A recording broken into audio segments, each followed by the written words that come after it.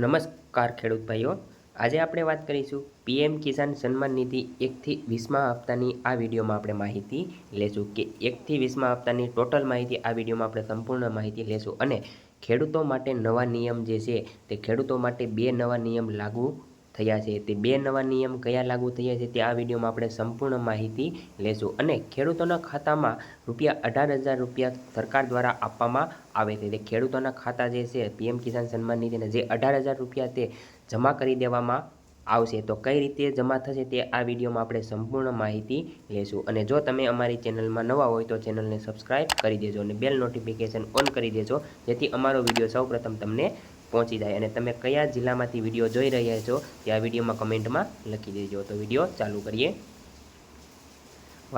વાત કરીએ તો સરકારે સ્પષ્ટ કહી દીધું છે કે જો તમે તમારા દસ્તાવેજો ફરીથી વેરીફાઈ કરી લો તો 12માંથી 20મા હપ્તા સુધીની રકમ એટલે કે ટોટલ ₹18,000 એક સાથે તમારા બેંક ખાતામાં આવી શકે છે. એટલે કે જો 12મા હપ્તાથી તો તમારા હપ્તા અટકી ગયા હોય, 12 હપ્તાથી અટકી ગયા હોય તો તમે ફરીથી વેરિફિકેશન કરી લો તો 12માંથી 20મા હપ્તા સુધીની ટોટલ રકમ એટલે કે ₹18,000 તમારા બેંક ખાતામાં આવી શકે છે.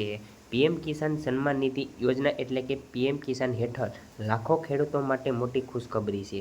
જો તમે તે ખેડૂતોમાં એક છો જેમને 11મા હપ્તા પછી યોજનાના પૈસા મળ્યા નથી તો હવે તમારા માટે ફરીથી તક આપી છે. જો તમને 11મા હપ્તા મળી ગયા છે ખેડૂતોના અને 11મા હપ્તા પછી તમને 20 હપ્તા સુધી એટલે કે 12મા હપ્તાથી 20 હપ્તા સુધી ના મળ્યા હોય તો સરકારે તમને ફરીથી એક તક આપી છે.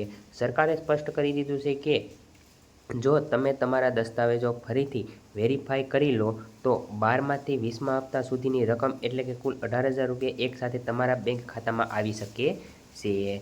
આ સમાચાર તે ખેડૂતો માટે રાહત છે જેમના હપ્તા કોઈ કારણોસર અટકી ગયા હતા.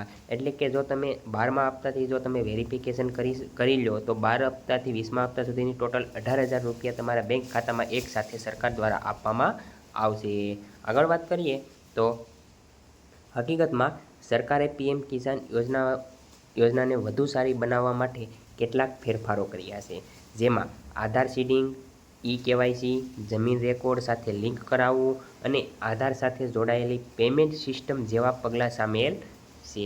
જો ખેડૂતોએ આ ઔપચારિકતાઓ સમયસર પૂર્ણ નહીં કરી હોય તો તેમના હપ્તા રોકી દેવામાં આવશે. એટલે કે જો પીએમ કિસાન સન્માન નિધિ જો યોજનાના જે હપ્તા આવે છે તેમાં ફેરફાર કર્યો છે, જેમાં આધાર સીડિંગ, ઈ-કેવાયસી અને જમીન રેકોર્ડ સાથે લિંક કરાવવું અને આધાર સાથે જોડાયેલી પેમેન્ટ સિસ્ટમ જેવા પગલાં સામેલ છે. જો તમે આ ખેડૂતોએ આ સમયસર પૂર્ણ નહીં કરેલ હોય તો તમારા હપ્તા આગામી અટકી શકે છે.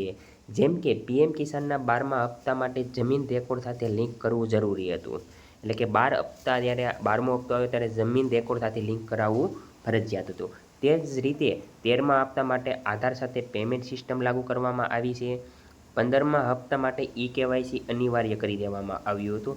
આ નિયમોમાં કારણે કેટલાક રાજ્યોમાં ઘણા ખેડૂતોના હપ્તા અટકી શક્યા છે. એટલે કે જો તમે ઈ-કેવાયસી ના કરાવેલું હોય અને ઈ-કેવાયસી ના કરાવેલું હોય તો તમારા હપ્તા અટકી શકે છે. ખાસ કરીને જ્યાં વેરિફિકેશનમાં વિલંબ થયો સાથે મળશે 12થી 20મા હપ્તા સુધીની રકમ મળશે.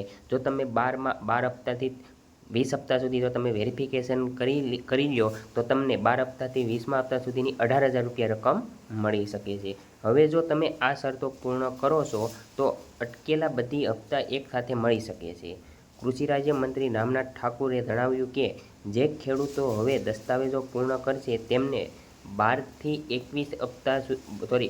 20મા હપ્તા સુધીની રકમ એટલે કે ₹18,000 એક સાથે મળી શકે છે.